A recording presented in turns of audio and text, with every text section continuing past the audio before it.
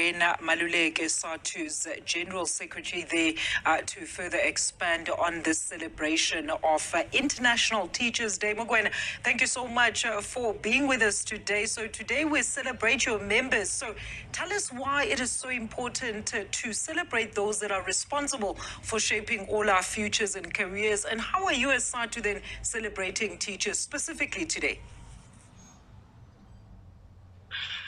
Let me greet your viewers at home, Malaysia, and thank you for the opportunity. There are more reasons for us to be able to celebrate our teachers because they do incredible work. They don't judge us. They see the potential in us, and they work with us and making sure that we realize our full potential. And there's more reason for us to be able to do that because they work under extreme conditions and they don't give up.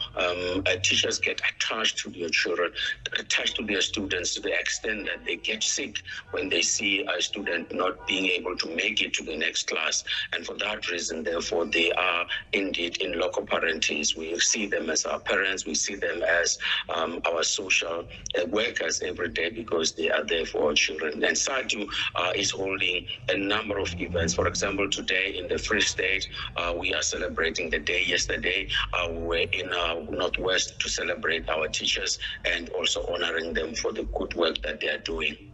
Absolutely, Mugwena. I mean, a very encouraging story there about those two twin teachers that was preceding your interview. And we hope certainly that we can get many more, particularly as, of course, we celebrate the mother of all professions. Now, this day comes in light of many challenges, Mugwena, faced by the teachers, especially in a country where we understand that they are still battling staffing, respect, budget, and many other day-to-day issues 30 years into democracy. So where do you think we are failing as a state to safeguard the mother of all professions?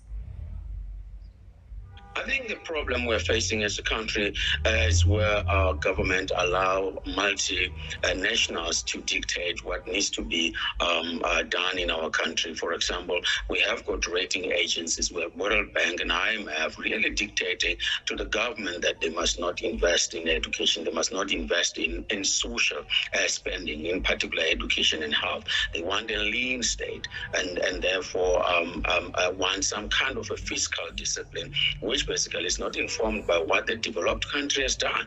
If you go to any developed country, public services has been the core in order to avoid, civil wars. For example, if you look at public transport, it will be world-class public transport. Absolutely. When you look at school, there will be world-class schools precisely because they wanted to avoid these particular problems. Yeah. And how far then, Mugwena, have you come as a union in far as addressing as well as fighting for the inequality as well as ill treatment of teachers?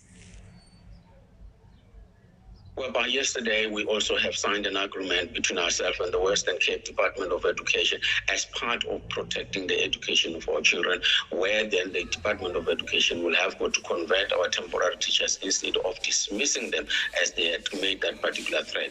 We are engaging next week from the 8th with the department at a high level where we're meeting heads of departments together with the MECs to really sort out the problem of budget cuts in terms of austerity measures in order to identify how best we can be able to address these particular issues. So it is an ongoing struggle for our teachers, for our students, and we call upon the communities really to be with us because it is a community issue, it's a societal issue that we invest in education and in our children. So I can say that it's an ongoing struggle.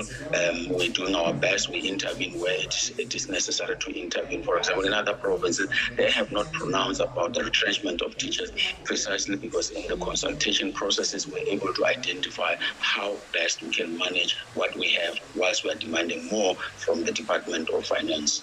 And speaking of those communities, Mugwena, what more then do you think still needs to be done by not only policymakers but society itself in ensuring that we look after as well as support our educators?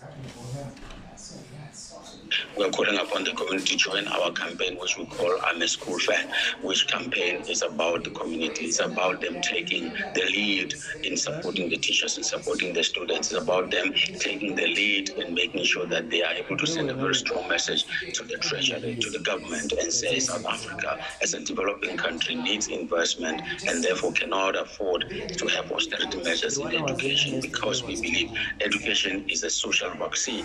All the ills that we have in our society, we have got educated people. We believe we can be able to deal with all the problems that we have. Of course, we may not address all of them, but we think that we can impact on the behavior, on the conduct of our people to be able to respect them. Communities must stop banning school.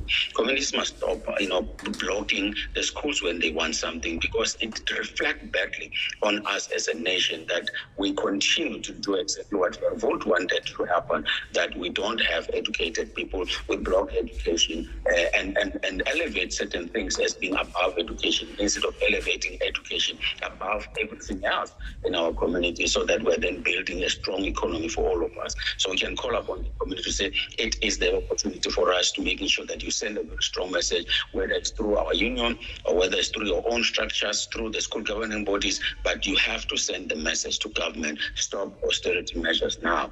Absolutely. And a very quick one, Mugwena, before I let you go. How are you then promoting young students to venture as well as consider the field of education and teaching in a society that is severely fragmented and highly classist at our choices of careers? I must say that we have another campaign which we call Go Public Fund Education. That particular campaign is a global campaign. For example, yesterday I have made a lot of inputs in UNESCO to say we need to be able to make this particular profession aspirational. We have got to make sure that people are paid well.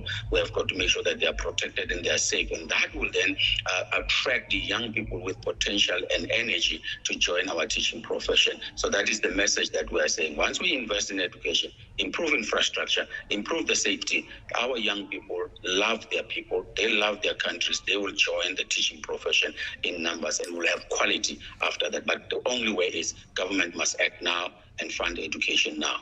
Absolutely. Well, once again, happy International Teachers' Day to you and all your members there. That is Mr. Mugwena Maluleke, the General Secretary.